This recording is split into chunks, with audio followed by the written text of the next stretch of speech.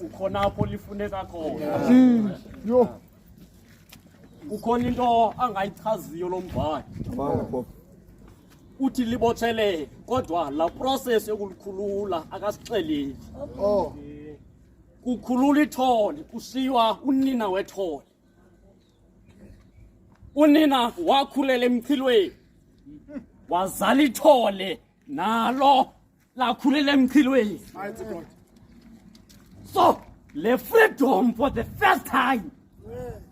Alikhululwa ngoba usenzele into ba yobonana nelizwe.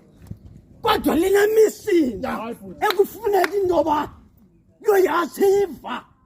Ngoba kumele lithole umthwalo wenkosi. Bona bakathixo.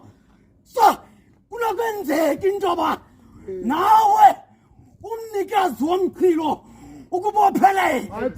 Kodwa namhlanje nabo abafundi bathunyelwe kuwe bazokukhulula. Yafuneka enkosini.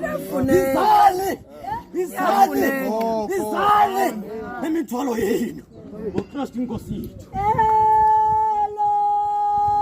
Namasabakatha.